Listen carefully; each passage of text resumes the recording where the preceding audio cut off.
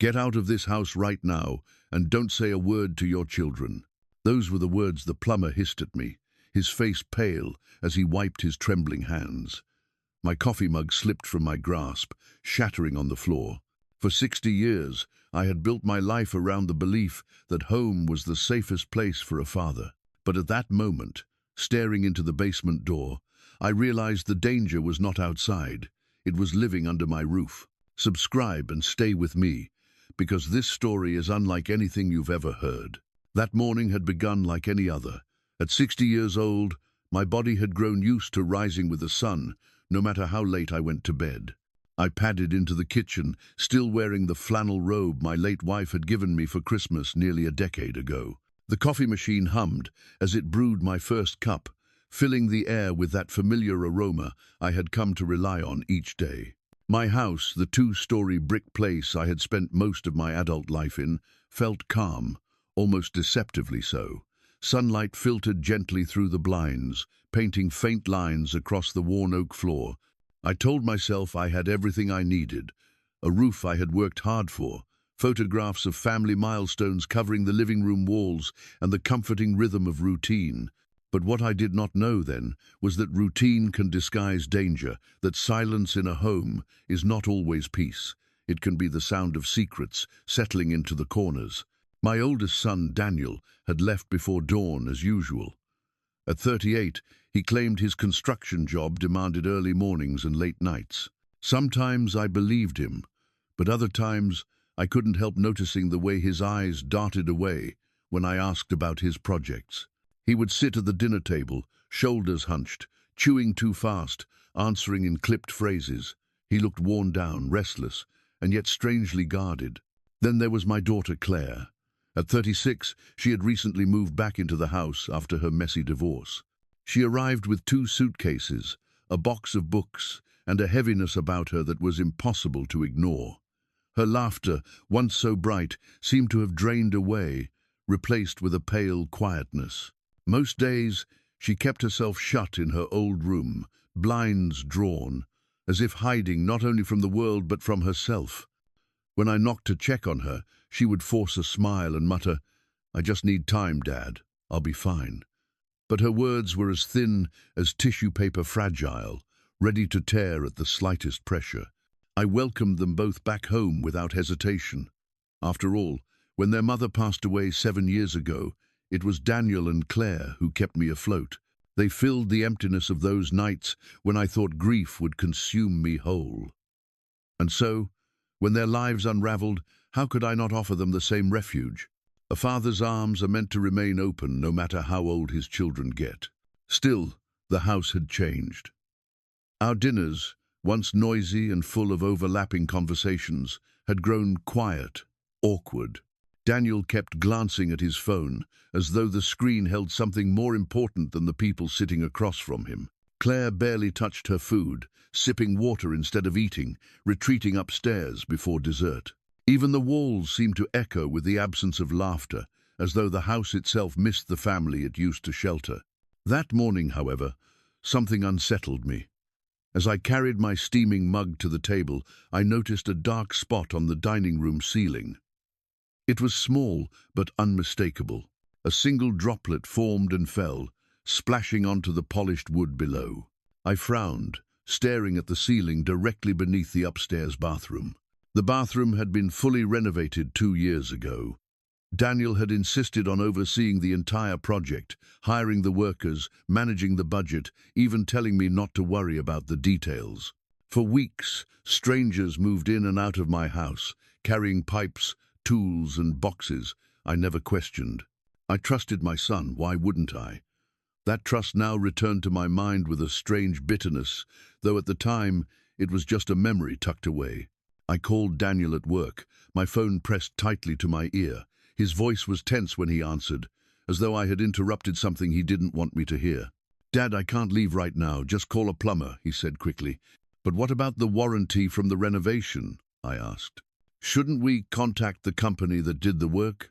"No, it's better to use someone new. I'll text you a number." His refusal struck me as odd. Why wouldn't we use the same company if their work was faulty? But Daniel had grown short-tempered lately, and I didn't want to ignite another argument. Within minutes, a text arrived with a name and phone number. Manuel, a local plumber. Daniel, trusted. I dialed the number, my unease rising. A calm, professional voice answered. "Good morning. This is Manuel. How can I help you?" "I have a leak in my ceiling," I said. "It seems to be coming from the upstairs bathroom. Could you come take a look?" "Of course, sir. I'll be there within an hour." Relief settled in, though uneasily. At least the problem was on its way to being handled. While I waited, I moved the table, placed a bowl beneath the dripping water, and tried to distract myself by tidying the kitchen. Claire still hadn't stirred, her room silent behind the closed door upstairs. Since her return, she had become almost nocturnal, sleeping through mornings, pacing late into the night. I worried about her constantly, remembering how fragile she had been as a child, always clinging to her mother's side. An hour later, the doorbell rang. A man in his 50s stood there, wearing blue overalls, his greying hair tucked under a cap and kind eyes behind his glasses. He introduced himself as Manuel, carrying a toolbox that looked as though it had traveled through decades of homes. "Come in," I said, leading him to the dining room ceiling. He studied the water stain, his brow furrowing. "I'll need to check the upstairs bathroom and then the basement," he explained. "Leaks often trace back through more than one point." I nodded, watching him climb the stairs with the assured gait of someone who knew his craft. Minutes later, I heard the faint clinking of tools, the steady rhythm of someone working carefully. When he returned, however, there was a different look on his face. His calm demeanor had slipped, replaced with something tense, something almost guarded. "I need to check the basement," he said, his tone clipped. "Of course, the door's through the kitchen. Do you want me to come with you?" "That won't be necessary. It might take a while." "Done." Something in his voice unsettled me, but I let him go. The door creaked shut, and soon the sounds of tools echoed faintly through the floorboards. I sat in my chair, trying to focus on my book, but my eyes kept drifting toward the basement door. The silence between the distant clanks of metal felt heavier than it should. To distract myself, I started lunch. I chopped onions, my hands moving automatically, memories rising with the smell. I remembered Sundays from decades ago, my wife humming as she stirred sauce, Daniel playing with toy cars in the backyard, Claire perched on a chair beside me, insisting on helping me stir the pot, though she could barely reach the counter. The kitchen had been alive then, warm with laughter and chaos. Now it felt like a hollow replica of what it once was. The sound of footsteps jolted me. Manuel emerged from the basement, but his face was pale, his hands trembling as he closed his toolbox. "Did you find the problem?" I asked, wiping my hands nervously. He hesitated before answering, his eyes darting to the basement door. "Sir, I need to speak with you. Can we sit down?" His tone was urgent, stripped of the calm professionalism he had carried in. I pulled out a chair, heart thudding against my ribs. Something in me already knew this was not about a simple leak. "Sir," Manuel began, lowering himself into the chair across from me, "what I found in your basement is not a plumbing problem." The words hit me like a fist in the chest. I blinked, trying to process them. "What do you mean it's not plumbing? Then what is it?" He hesitated, removing his glasses and cleaning them slowly with the hem of his sleeve. His hands shook, and when he looked back at me, his eyes carried the weight of someone who had seen too much. "Before I explain, let me ask, do you live here alone?" I shook my head. "No. My 2 adult children live here with me, Daniel and Claire." "Why?" His jaw tightened. "Do they have free access to the basement?" "Yes, of course. It's their home too." My voice wavered as unease crawled up my spine. "Why are you asking me this?" Manuel leaned forward, his voice dropping to a near whisper, as though the walls themselves might be listening. "Because what I found down there, someone installed it deliberately. It wasn't an accident, and whoever did it knows this house well." I felt the ground shift beneath me. My heart pounded so hard, I had to grip the edge of the table to steady myself. "Installed what? What are you talking about?" He paused again, as if weighing whether to burden me with the truth. Finally, his words came out in a low, deliberate tone. A device connected to your home's ventilation system, specifically to the ducts that lead straight to your bedroom. For a moment, the kitchen spun. I stared at him, stunned, my ears ringing. My bedroom? Are you saying? Yes, he interrupted gently. It's designed to release substances into the air you breathe while you sleep. I pushed my chair back, standing so quickly it scraped across the floor. That's impossible. That doesn't happen in real life. Are you telling me someone in my own house is trying to poison me? Manuel's expression was grave. I've worked on plumbing and ventilation systems for more than 20 years. I know what I saw. This wasn't part of any renovation. It wasn't something added by accident. It's a deliberate system. I staggered a step, my chest tightening, as though I had already inhaled something toxic. No, my children would never. They couldn't. My voice cracked. I raised them. I love them.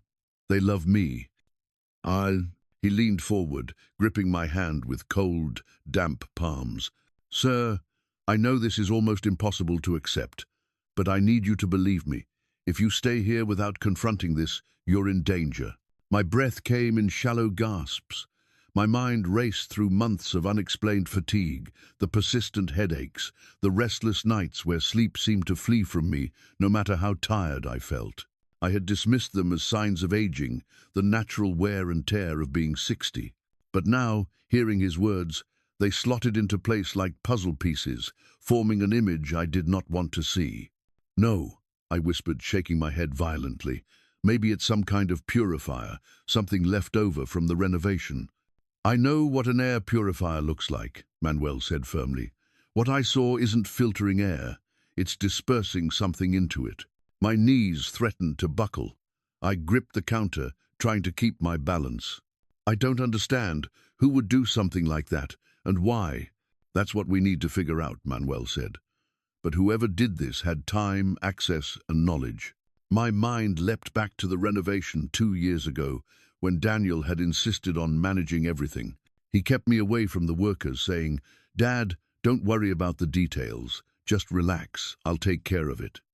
At the time, I had been touched by his sense of responsibility. Now, the memory clawed at me like a shadow shifting into a monster.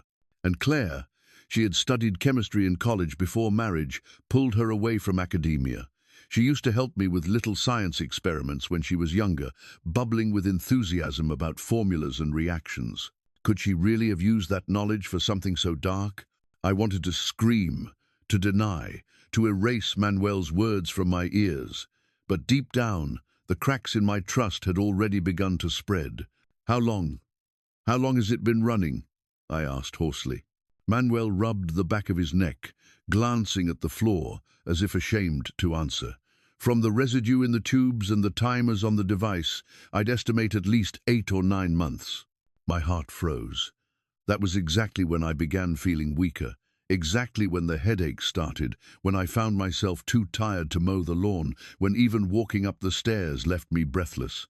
I had chalked it up to age, but now... "Oh God," I murmured, sinking into my chair, my body trembling. "Sir," Manuel said firmly, "I need you to take this seriously.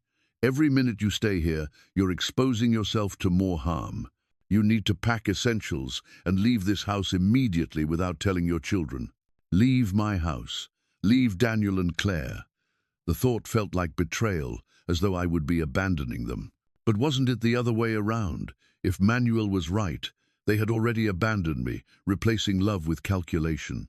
Tears burned my eyes as I remembered Claire's soft smile when she was 5, clutching my hand at the park. I remembered Daniel standing proudly beside me the day he graduated, telling me he'd make me proud. Could those same children be plotting my death? "No," I said again, my voice breaking. "There must be some other explanation." Manuel leaned forward, his gaze unwavering. "Sir, I lost my own mother because I didn't see the signs in time. Don't make the same mistake. Please, come with me to the basement. See it with your own eyes. If you still don't believe me after that, I'll walk out of your house and never bother you again." I swallowed hard. My throat was dry, my hands clammy. Part of me wanted to refuse, to run upstairs, bury myself under the covers, and pretend this conversation never happened. But another part knew there was no going back. "All right," I whispered, though the word felt like signing away the last of my peace. He picked up a flashlight from his toolbox and gestured toward the kitchen. "You're going to need this. The lighting down there isn't great." We walked to the basement door. My legs felt heavy, each step echoing like a funeral drum. For decades, that basement had been nothing more than storage boxes of Christmas decorations, shelves of canned goods, the washer and dryer humming in their corner. Now, the thought of going down there filled me with dread, as if I were descending into the heart of a nightmare. The stairs creaked under our weight. The air grew colder, damper. The familiar scent of dust and mildew hung in the air, but beneath it, I detected something sharper, something chemical. Manuel led me to the far corner behind the furnace, a place I rarely ventured. He shone the flashlight against the wall. At first, it looked ordinary, just a jumble of pipes and wires. But then I saw it. Nestled between the regular plumbing was a cluster of thinner tubes, clear plastic glinting in the light, connected to a metal box the size of a toaster. Inside, faint glows of digital timers pulsed red, and compartments held liquids of varying colors: amber, green, cloudy white. My stomach lurched. "What is that?" I whispered. "This," Manuel said quietly, "is the device. These tubes run directly into the ventilation ducts that lead upstairs, straight to your room." I stepped closer, my fingers trembling as I reached out to touch one of the tubes. It was warm, as though it had been in use recently. "What are these liquids?" I asked, my voice barely audible. "I'm no chemist," Manuel admitted, "but from the smell and viscosity, I'd say they're substances meant to weaken someone over time. Fatigue, immune suppression, maybe worse." My knees buckled. I grabbed the wall to keep from collapsing. My children's faces flashed before my eyes, smiling in family photos that now felt like lies captured on glossy paper. "Whoever built this knew exactly what they were doing," Manuel continued. "This isn't a weekend project. It required planning, specialized materials, and total access to your home." I closed my eyes, bile rising in my throat. The bathroom renovation, the weeks of workers, Daniel telling me not to worry, Claire moving back home, insisting she needed time, right as my health began its steep decline. The puzzle pieces clicked together in a sickening harmony. "God help me," I whispered, pressing my fist against my mouth to stifle a sob. Manuel placed a hand on my shoulder, steady but firm. "Sir, I know it feels unthinkable, but you've seen it now. You can't ignore it. Whoever did this, they want you gone." The basement felt colder than ever, shadows stretching long and sinister across the concrete floor. And for the first time in my life, I looked at my home not as a sanctuary, but as a trap. Back upstairs, I collapsed into one of the kitchen chairs, my head spinning. Manuel set the flashlight on the table, his expression grim. I could still hear the echo of his words from the basement, each syllable sinking deeper into me like ice. My children, my Daniel and Claire, plotting to harm me. The very idea shredded my heart. "I know what you're thinking," Manuel said softly, folding his trembling hands on the table. "You're thinking this must be a mistake, that your children couldn't possibly be capable of such cruelty." I stared at him with hollow eyes, my throat dry. "You're right, that's exactly what I'm thinking. Because I raised them, I sacrificed for them, I've loved them every single day of their lives. You're telling me all of that was for nothing, that they would trade me for what?" Manuel's voice was gentle but firm. "For money, for desperation, for reasons you may not yet know." Money. The word struck me like a stone. My mind reached instinctively for the most logical motive. My wife had left behind a substantial life insurance policy. Between that, my pension, and the value of this house, which had nearly tripled in recent years, thanks to the neighborhood boom, the numbers were staggering. Close to $1 million, if one were to calculate. A sum that could tempt even the strongest moral compass, let alone those weakened by debt or despair. But no, not Daniel, not Claire. I shook my head violently. "They don't need my money. Daniel has a job. Claire, she'll find her way after the divorce. They're not greedy. They're not monsters. Are you certain? Manuel asked carefully. When was the last time you truly spoke with them about their lives? About their finances? About what keeps them awake at night? I opened my mouth, then closed it again. The truth settled uneasily in me. I hadn't. Not really. Our conversations had dwindled into surface-level exchanges. How was work? How are you feeling? Pass the salt. Daniel rarely offered more than curt responses. And Claire, when she wasn't locked in her room, avoided any question that dug too deep. I had assumed they were fine. I had assumed because I wanted to believe it. My hands trembled as I rubbed my temples. But if what you say is true, why poison me slowly? Why not something quicker? Because, Manuel said grimly, a sudden death raises suspicion, but slow decline, fatigue, confusion, organ failure that looks natural, that looks like age. No one would question it. His words dragged me down into a pit I couldn't climb out of. Every symptom I had brushed aside now returned with sinister clarity. The constant headaches, the fatigue that seemed too heavy for my age, the foggy moments where I'd lose my train of thought mid-sentence. I had blamed it on turning 60.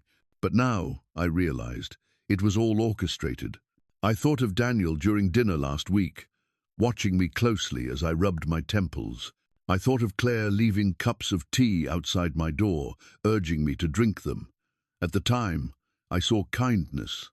Now I wondered if every gesture had been a calculated step toward my end. I buried my face in my hands. God Almighty, my own children. Manuel placed a steady hand on my shoulder. Sir, I know it's devastating, but right now we need to focus on your safety. You must leave this house. Take your essential documents ID, bank papers, insurance, anything important, and go somewhere they cannot find you. Do not tell them where you are going. My chest tightened.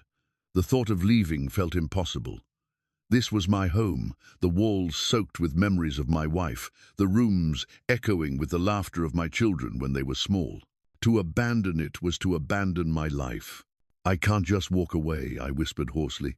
This house, it's all I have left of her, of us. Us? Your wife would not want you to stay here if it meant your life was in danger, Manuel said gently. What good are memories if you're not alive to hold them? His words cut deep. I stared at the photograph hanging on the kitchen wall, me, my wife, Daniel, and Claire, smiling in front of the Christmas tree more than 20 years ago. Daniel's arm was around my shoulder. Claire was clutching her mother's hand.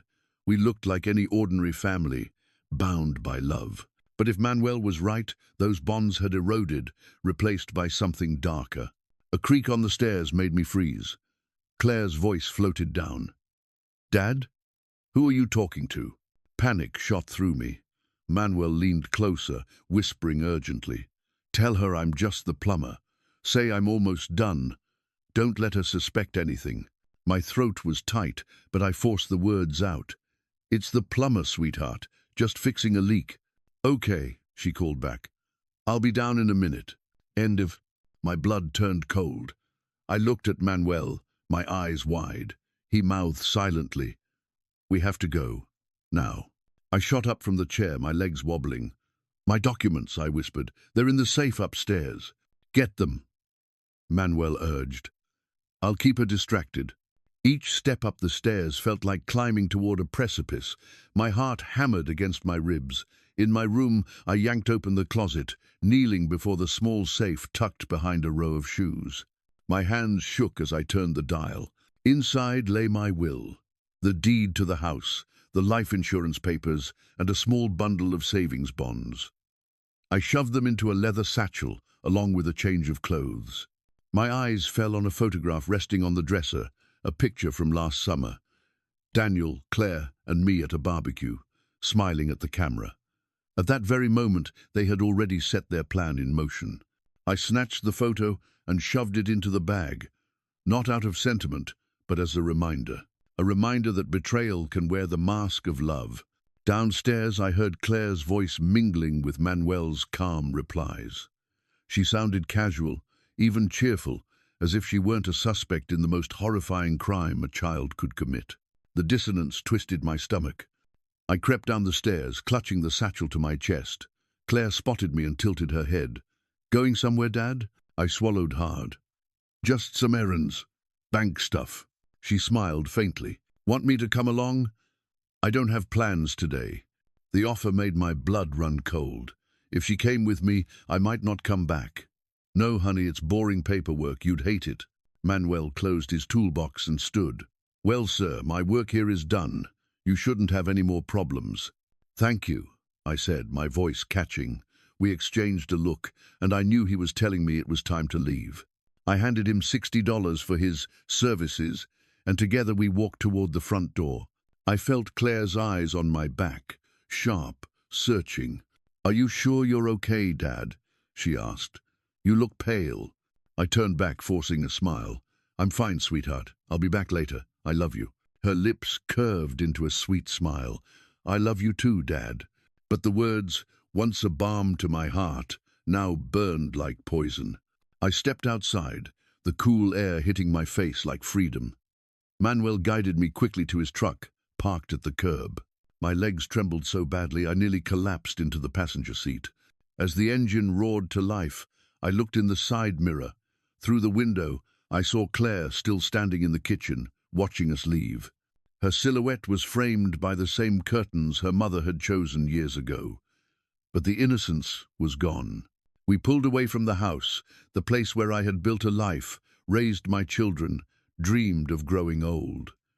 Now it was no longer my sanctuary. It was a cage designed to drain the life out of me. "Where are we going?" I asked, my voice barely more than a whisper. "To a safe place," Manuel said firmly.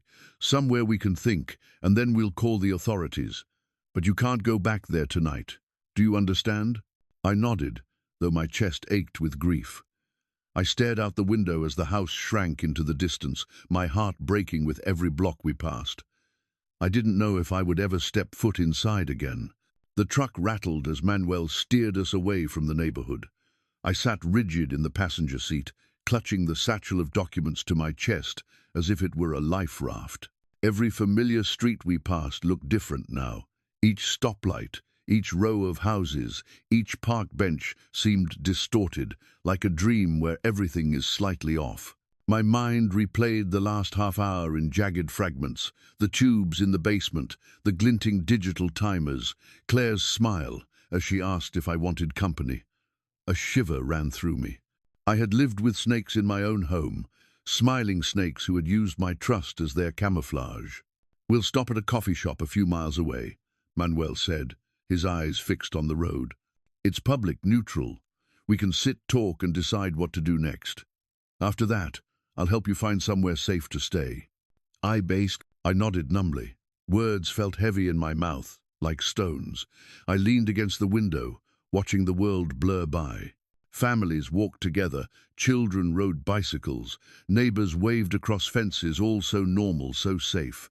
None of them could imagine that inside my house, a quiet war had been raging against me. When we finally pulled into the lot of a small cafe, I followed Manuel inside, my legs trembling. The place smelled of roasted beans and fresh pastries. Wooden tables were scattered across the room, most occupied by people tapping away on laptops or reading newspapers. It should have felt comforting. Instead, I scanned every face suspiciously, paranoid that danger lurked in every corner. We chose a table in the back, away from the windows. Manuel ordered 2 coffees and a slice of pie, insisting I eat something to keep my strength. When the waitress left, he leaned in, his voice low. "Sir, you have 2 options. The first is to call the police right now. We report everything, what I found, what you saw, the suspicions we have. They'll investigate, and if they find enough evidence, your children will be arrested." The thought of Daniel and Claire in handcuffs made my stomach twist. I saw their faces as children, innocent and laughing, not the calculating adults they had become. "And the second option?" I asked. "We gather proof first," Manuel said. I can return to the house under the pretense of checking my repair. While there, I can photograph the device, maybe collect a sample of the chemicals.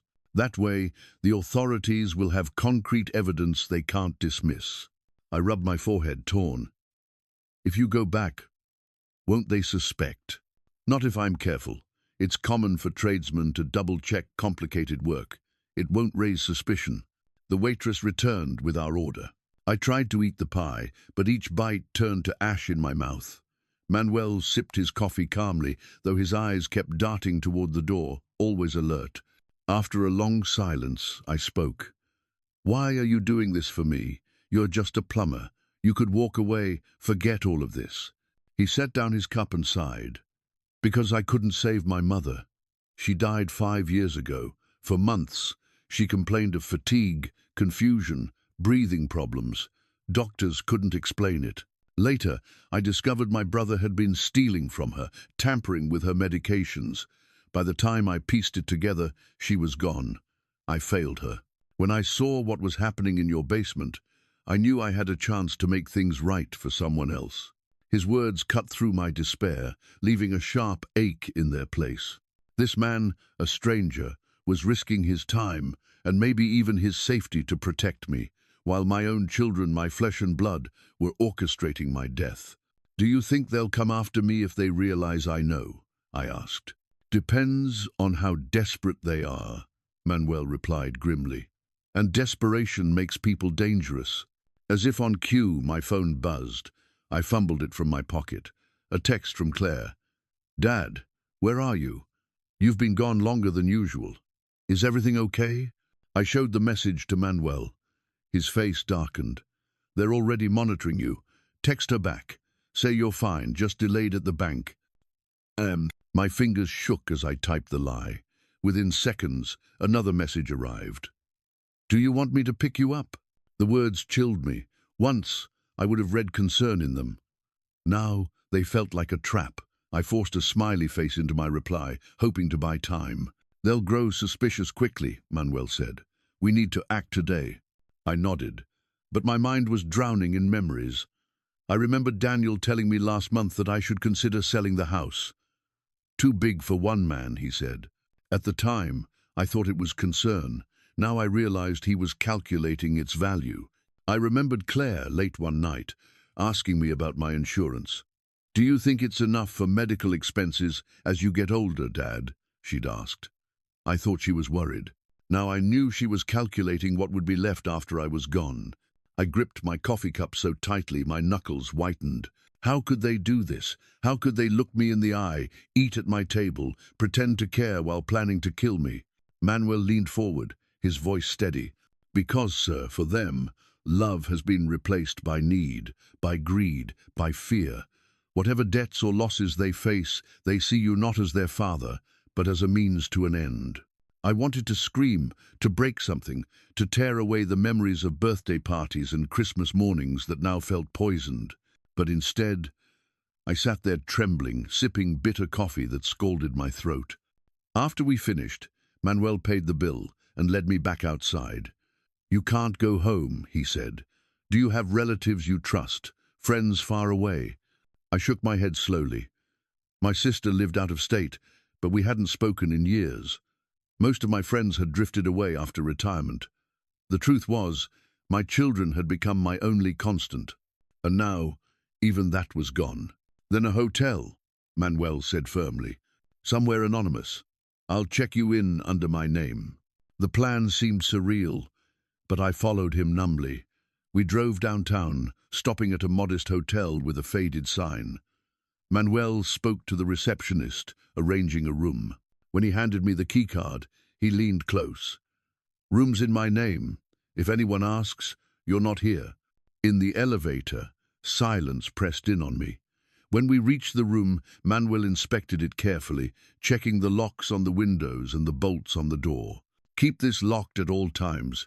Don't open it for anyone but me, understand? I nodded, sinking onto the bed. The room was small, just a single bed, a desk, and a window overlooking the busy street below. It felt nothing like home. When will you go back to the house? I asked.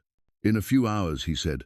I'll tell them I needed to double-check the repair. I'll photograph everything, maybe collect samples. Once we have evidence, we'll go straight to the police. End of. He moved toward the door, but paused, turning back to me. One question, do you have a will? The inquiry struck me like a blow. Yes. And your children are the sole beneficiaries? Yes. My voice cracked. Manuel nodded grimly. Then there's your motive. With you gone, they inherit everything. And if your death appears natural, no one would ever question it. I buried my face in my hands, my chest heaving. It was true. I had thought I was securing their future. Instead, I had armed them with a reason to erase me. Manuel's voice softened. Stay strong. I'll be back soon, and when I am, we'll take the next step together. The door clicked shut behind him. I was alone, in a strange room, clutching the satchel of documents like a shield. For 60 years, I had believed love was the strongest bond. But now, alone in that room, I realized love could be twisted, corrupted, and turned into the deadliest weapon of all. The hours dragged like years inside that hotel room. I sat on the edge of the bed, staring at the muted television without really seeing it. Every sound from the hallway made me jump. Footsteps, a door slamming, the whir of the elevator. Each one felt like it might belong to Daniel or Claire, come to finish what they had started. I tried to read the documents I had taken from the safe, my will, the deed, the insurance papers, but the words swam before my eyes. Instead, my mind replayed scenes of the past, Daniel holding my hand as a boy, Claire's laughter when she learned to ride a bike, family dinners filled with stories and clinking glasses. Those memories once gave me comfort. Now they mocked me, whispering that I had misread my children all along. When my phone buzzed, I nearly dropped it. Another text from Claire. Dad, please answer. Michael says you've been acting strange. We're worried. Where are you? Michael. She still called him that, though I always called him Daniel. A habit from her childhood, perhaps, but now it made my chest tighten. The text felt less like concern and more like surveillance. I typed back. Bank took longer than expected. Don't worry. No sooner had I hit send than another message came. What bank? Do you need me to drive over? I didn't reply. Me hands shook too badly. Finally, a knock at the door startled me so much I nearly screamed. I froze, holding my breath. It's Manuel, came the muffled voice. I rushed to the door, checking the peephole before unlocking it. He slipped inside quickly, shutting the door behind him. He looked different. Sweaty, tense, his eyes darting around as though he expected someone to burst in after him. In his hands, he carried a folder and a small digital camera. What happened? I asked, my voice trembling. He sat down heavily on the chair. I got the evidence. Photos. Clear shots of the device, the tubes, the chemical containers, enough to convince the authorities. He opened the folder and spread out the glossy prints across the desk. My stomach churned at the sight of them. The device looked even more sinister under the harsh glare of the flashlight, but Manuel's expression grew darker. There's something else. I sank into the chair opposite him, bracing myself. I overheard them, he said. Daniel and Claire. They were in the kitchen while I was in the basement. They thought I couldn't hear. My chest tightened. What did they say? That you've been acting suspicious, that your answers to their questions were evasive. They already suspect something. My breath caught in my throat. They know, I know. Worse, Manuel continued grimly. Claire said they can't wait any longer, that they need to speed up the timeline. Daniel mentioned a plan B, something quicker but riskier. My skin went cold. Plan B? They didn't give details, Manuel admitted, but I caught enough. Claire suggested making it look like an accident, a fall down the stairs, maybe a fire, something no one would question. The air left my lungs in a rush. I gripped the edge of the desk, my knuckles white. My children weren't just poisoning me slowly, they were prepared to kill me outright if their plan unraveled. Manuel slid another photo toward me. I also found this. They've been keeping a notebook, a log of your symptoms. I picked it up with trembling fingers. The handwriting was unmistakably Claire's, neat and precise. Each page was filled with dates and observations. March 10. Dad complained of dizziness. March 22. Slept late, unusual. April 3. Forgot appointment. Confusion increasing. Tears blurred my vision. They've been watching me like an experiment, I whispered. Yes, Manuel said. Adjusting the doses, monitoring your decline. Look here, he pointed to an entry. Reduce nighttime concentration. Symptoms too obvious. Switch to mornings when he's alone. The cruelty was staggering. Not only had they been poisoning me, they had refined the process to make it look natural. I dropped the notebook onto the desk, my stomach heaving. Why? Why would they do this to me? Manuel's eyes softened. Because they're desperate. Daniel has gambling debts, close to 100,000. I overheard him saying loan sharks are threatening him. And Claire, her divorce left her with nothing. Her ex-husband caught her cheating, so she lost any financial settlement. They're drowning, and they see you as the lifeline. The words sliced through me. Daniel, my strong, capable son, reduced to gambling debts and threats. Claire, my bright, promising daughter, ruined by choices she couldn't undo. But instead of turning to me for help, they had turned against me. So it's about the money, I whispered, my voice hollow. Manuel nodded. With your death, they'd inherit close to 1 million, enough to solve everything. I pressed my hands over my face, sobs shaking my body. My own children, the ones I raised, the ones I would have given anything for. A silence hung heavy between us. Finally, Manuel spoke again, his voice firm. We have enough evidence. We need to go to the police tonight. Before I could respond, my phone rang. I glanced at the screen. Daniel. My hand shook as I answered. Dad. His voice came tense and clipped. Where are you? I told Claire. I said carefully. Bank. Paperwork. You've been gone all day. That's not like you. His tone was sharp, probing. Who are you with? He swallowed hard. A friend. What friend? You haven't mentioned seeing anyone in months. Anger flared in me, sharp and hot. Since when do I have to report my movements to my children? A pause.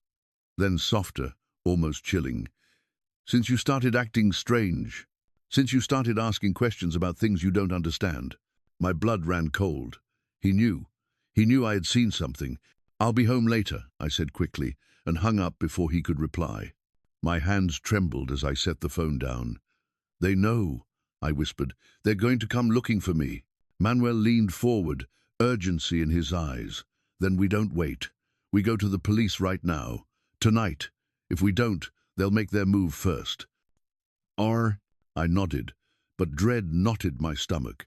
My children were no longer just suspects in a cruel scheme. They were predators, and I was their prey. The night pressed against the hotel window like a heavy weight. Streetlights glowed faintly, their reflection trembling on the glass. I sat on the bed, staring at the satchel of documents resting at my feet. They had become more than papers. They were the thread tying me to life, proof of my existence beyond whatever lies Daniel and Claire might spin. Manuel paced the small room, his boots making soft thuds on the carpet. The police will take this seriously once they see the photos and the logbook. We'll head to the station first thing in the morning. I shook my head. Morning might be too late. Daniel sounded different, cold. He knows I've seen something.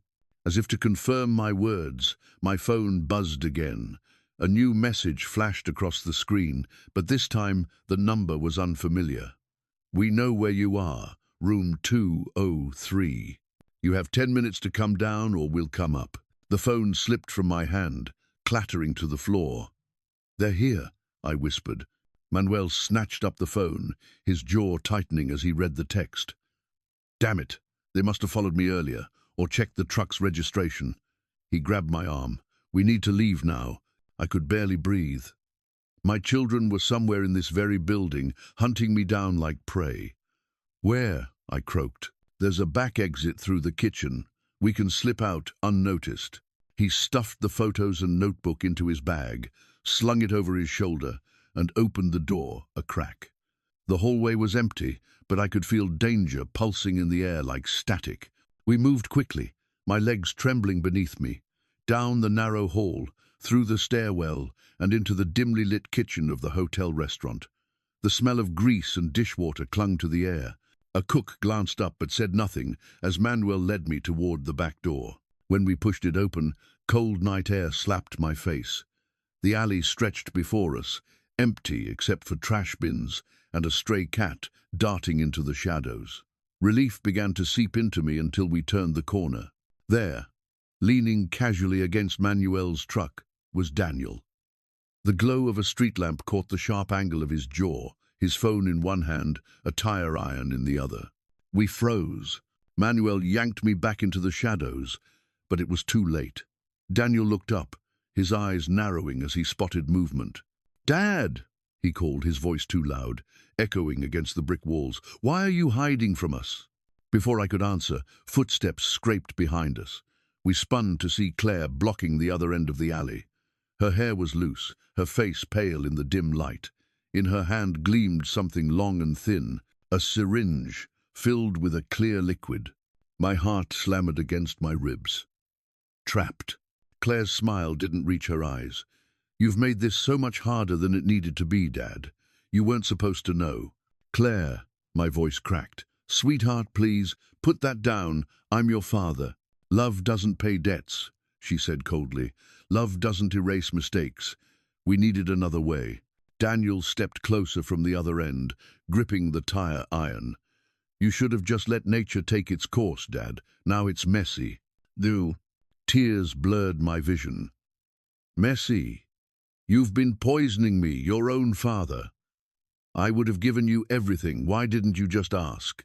Daniel's face twisted with bitterness. "Because you'd never understand. You'd judge. You'd call me a failure. You're my son," I pleaded. "I could never—" "Stop!" Claire cut in sharply. Her hand tightened on the syringe. "This isn't about love.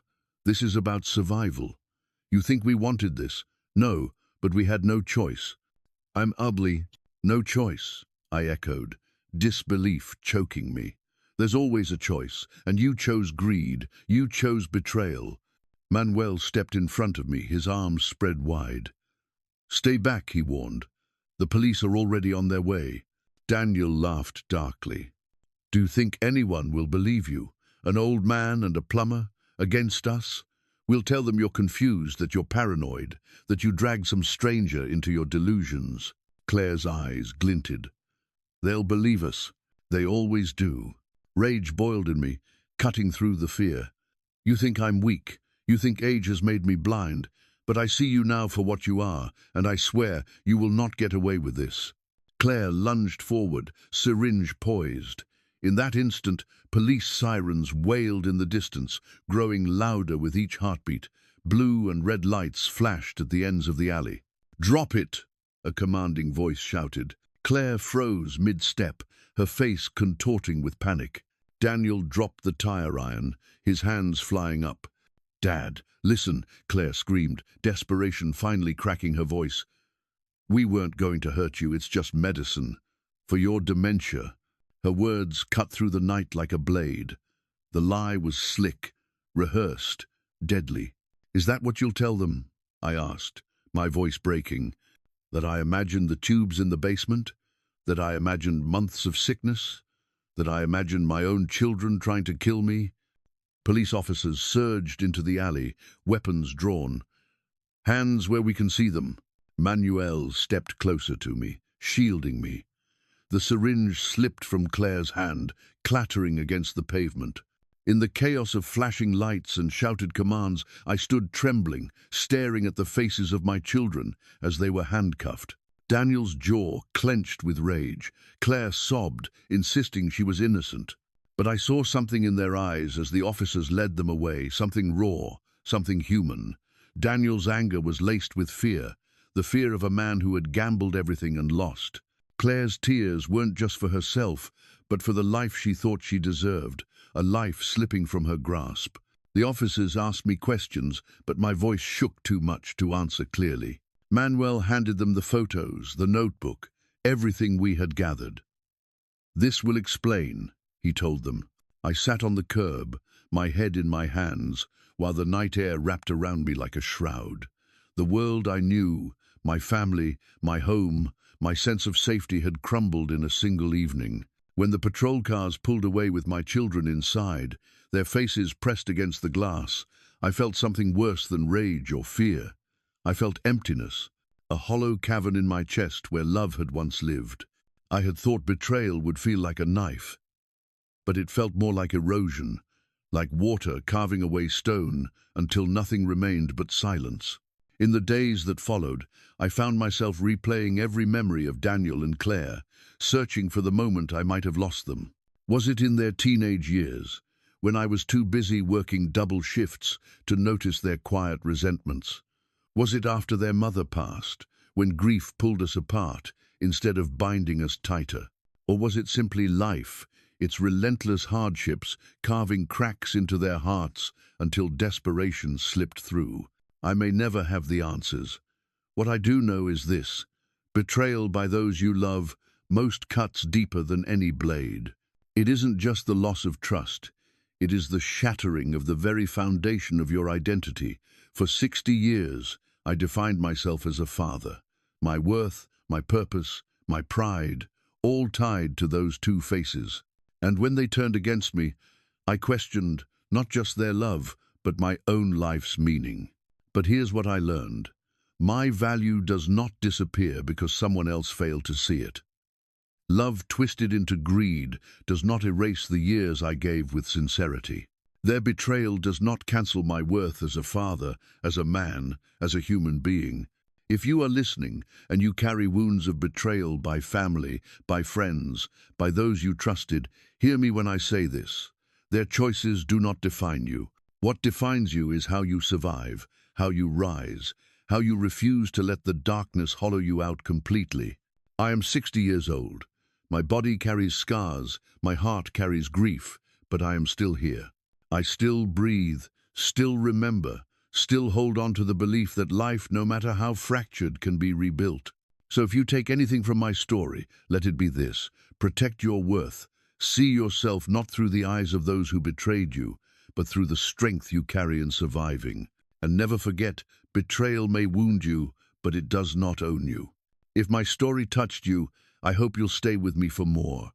Share your strength, your lessons, your resilience, and above all, take care of your heart.